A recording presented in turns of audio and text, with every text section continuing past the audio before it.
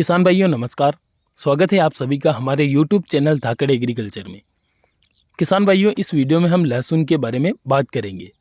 लहसुन की फसल अगर 100 दिन के आसपास हो चुकी है और अगर उसमें कंद नहीं बन पा रहा है तो ऐसी स्थिति में हमें लहसुन में कौन कौन से ऐसे काम करना चाहिए जिससे कि लहसुन का कंद एक तरीके से काफ़ी अच्छा बने। किसान भाइयों, इस वीडियो में आपको पूरी जानकारी मिलने वाली है और कुछ आसान उपाय मैं आपको बताने वाला हूं जिसके द्वारा आप लहसुन में बनने वाले कंद को काफ़ी अच्छी तरीके से बड़ा कर सकते हैं। पूरी जानकारी के लिए आपको इस वीडियो को आखिर तक देखना पड़ेगा।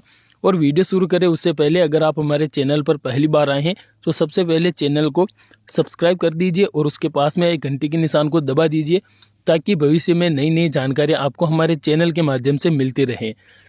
किसान भाइयों, अब बात करते हैं लहसुन के बारे में। तो इस समय पर लहसुन की फसल 90 से 110 दिन के बीच तक हो चुकी है और कुछ ऐसी लेट फसलें थी जो 70-80 दिन के आसपास इस समय पर हो चुकी है। तो जो फसलें 100 दिन या फिर 100 दिन से ऊपर हो चुकी है उनमें बहुत सारे किसान भाई की ये समस्या आ रही है कि लहसुन की फसल जो है उसमें कंद नहीं बन पा रहा है, क्योंकि हर साल लहसुन की फसल जो होती है उटी लहसुन की फसल 100 से 120 दिन के आसपास पककर तैयार हो जाती है। लेकिन इस बार ऐसा नहीं हो रहा है और इस बार लहसुन को पकने में थोड़ा समय लग रहा है और 100 दिन की हो जाने के बाद भी लहसुन में कंद अच्छी तरीके से नहीं बन पा रहा है। तो इसी चीज़ को लेकर किसान भाई चिंतित है। तो अब उस लहसुन में कंद बनाने के लिए हमें कौन कौन से काम करना चाहिए जिससे कि कंद बढ़िया तरीके से बन जाए। तो देखिए किसान भाइयों, सबसे पहले कारण की अगर बात करें तो इस बार काफ़ी ज़्यादा बारिश हुई, इसके कारण लहसुन की फसल जो है थोड़ी बहुत लंबी पड़ गई। मतलब जो फसल 120-25 दिन के आसपास पक जाती थी वो फसल अब 130-40 दिन के आसपास पकेगी। तो अब अगर आपकी लहसुन की फसल 100 दिन के आसपास हो चुकी है या फिर 100 दिन से ऊपर हो चुकी है और अगर उसमें कंद नहीं बना है तो आपको उसमें कुछ काम करने की आवश्यकता है। सबसे पहला काम तो आपको उसमें सिंचाई बहुत ही कम करना है। किसान भाइयों, अगर आप कम कम दिनों के अंतराल में अगर सिंचाई करते हैं तो उसमें ज़्यादा नमी बरकरार रहती है, उससे लहसुन के कंद बनने में समस्या आ सकती है। तो आपको ऐसा बिल्कुल नहीं करना है और आपको थोड़ा लंबा अंतराल लेना है। मतलब थोड़ा ताव लगाकर सिंचाई करना है जिससे कि लहसुन के कंद और लहसुन के तनों और उसकी पत्तियों में जो एनर्जी रहेगी वो धीरे धीरे गलकर कंद में आना शुरू हो जाएगी। इससे लहसुन का कंद काफ़ी अच्छी तरीके से बन जाएगा।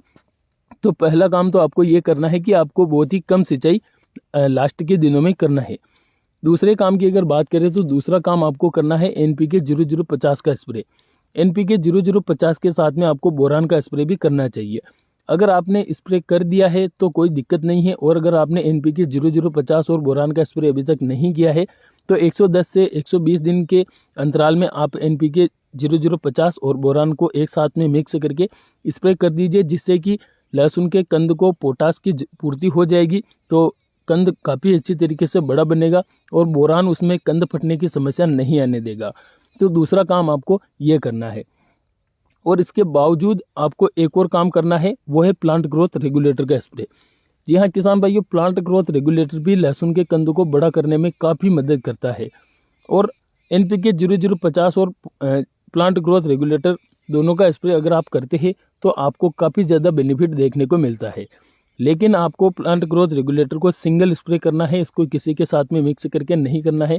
तो आप तीसरे काम के रूप में प्लांट ग्रोथ रेगुलेटर का स्प्रे कर सकते हैं।